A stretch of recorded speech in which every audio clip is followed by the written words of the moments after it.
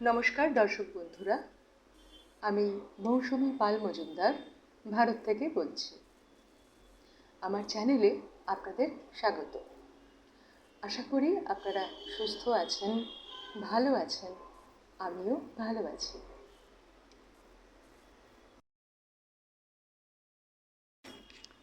বেশ কিছুদিন ধরে কয়েকটা পেন্টিং নিয়ে ব্যস্ত ছিলাম।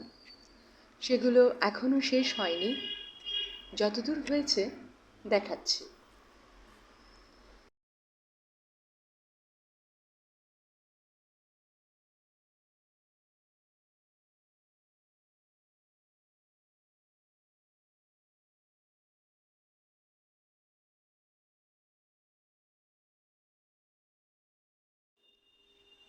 এই ছবিটি নিয়ে আমার একটু দ্বিধা আছে। এই ছবিটিতে মূলত লাল, হলুদ এবং ব্রাউনের আধিক্য আছে। এছাড়া কন্ট্রাস্ট আনতে ব্ল্যাক এবং হোয়াইটের ব্যবহারও রেখেছি, কিন্তু কোথায় যেন খটকা লাগছে। এর মধ্যে নিশ্চয়ই বুঝতে পেরেছেন যে এই পেন্টিংটি দেবাদিদেব মহাদেবের বিষয়ে করা হয়েছে। কেমন হয়েছে সেটা জানাবেন। আরও অনেকটা বাকি আছে। ডিসিশন মেকিংয়ে বেশ অসুবিধা হচ্ছে, কী যে করব বুঝতে পারছি না। অর্থাৎ কিছু একটা ভুল হয়েছে, কিছুতেই বুঝতে পারছি না সেটা কি।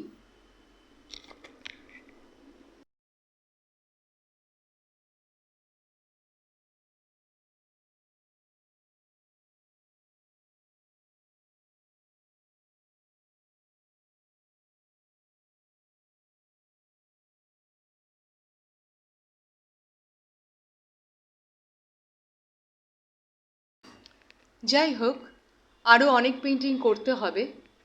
সেগুলোর ওপরে খসড়া অর্থাৎ লেআউট চলছে, একে একে ক্যানভাসে উঠবে। পেন্টিং করার কতগুলো নিয়ম আছে। প্রথমে একটা খসড়া করে নিতে হবে, যেটাকে আমরা লেআউট বলি, লে আউট। একটা বক্স করে লাইন টেনে তার মধ্যে বিষয়টা কিভাবে বোঝাবো সেটাকে স্কেচ করি। এরকম স্কেচ অনেকগুলো করে তারপর সর্টিং করি। যেটা সব থেকে সঠিক এবং ভালো হয় সেটাকে নিয়ে ভাবনা চিন্তা করে আরও বেশ কিছু কারেকশন করে তারপর ফাইনাল করি, অর্থাৎ সেটাকে ক্যানভাসে আঁকি।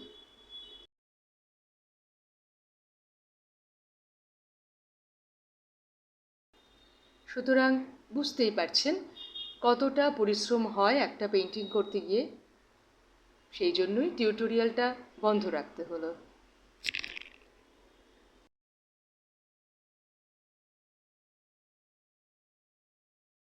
এই গণেশের পেন্টিংটাতে চোখে একটু ভুল হয়েছে, সেটাই ঠিক করছি। এই গণেশটা যতদূর সম্ভব কালারফুল করার চেষ্টা করেছি। চারপাশে অত্যন্ত উজ্জ্বল রঙের ফুল, লতা পাতার মোটিভ দেওয়ার চেষ্টা করেছি। আমি আগে এত ধরনের রং দিয়ে ছবি আঁকতাম না, কিন্তু আজকাল বিভিন্ন ধরনের রং ব্যবহার করতে ভালোই লাগে। আর ছবি আঁকবো কিন্তু রঙের ব্যবহার হবে ম্যাটমেটে বা ম্যাড়মেড়ে, এ আমার একেবারেই পছন্দ নয়। তাই প্রচুর রঙের ব্যবহার এই ছবিটিতে রেখেছি।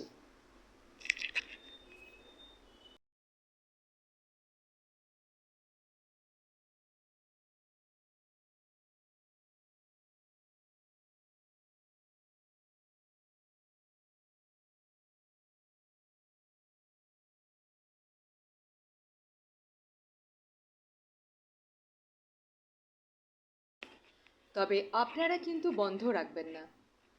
আপনারা বা যেসব বন্ধুরা অনেকটা কম বয়সী, হয়তো স্কুলে বা কলেজে পড়ছো, তাদের উদ্দেশ্যেও বলছি, কোনো লুকিয়ে রাখা শখ বা ইচ্ছে যদি কোনো কারণে তালাচাবি দিয়ে রাখো, সেটাকে বাইরে আসতে দাও। নিজেকে এবং নিজের ইচ্ছেকে গুরুত্ব দাও। পড়াশোনা বা সাংসারিক কর্তব্য তো করতেই হবে, কিন্তু তারপরেও নিজের জন্য সময় জোগাড় করতে হয়। একটু লেখা সেলাই, ড্রেস ডিজাইনিং, রান্না, এমনকি ঘর সাজানোর নানা রকম আইডিয়াকে নিয়েও একটু ভাবনা চিন্তা করো। সব মানুষের ভেতরে একজন শিল্পী মন বাস করে। যে ভালো রান্না করে সে যদি সুন্দর করে সাজিয়ে পরিবেশন করে খেতে দিতে পারে, জানবে সেও শিল্পী। না হয় খবর কাগজে নাম নাই উঠল, কিন্তু সে অবশ্যই শিল্পী। এরকম গুণাবলীকে কিন্তু অবহেলা করো না কখনো। হয়তো এরকম গুণাবলী দিয়েই গড়ে তুলতে পারো ছোট্ট একটা রেস্টুরেন্ট, কিংবা ছোট্ট করে একটা ডিজাইনার কুর্তির বিজনেস। যাই হোক, অনেক কথা হলো, এবার আসি। ও হ্যাঁ, লাইক, শেয়ার, সাবস্ক্রাইব করতে প্লিজ ভুলো না। এটুকু সাপোর্ট তো চাইতেই পারি, কি বলো? চলি।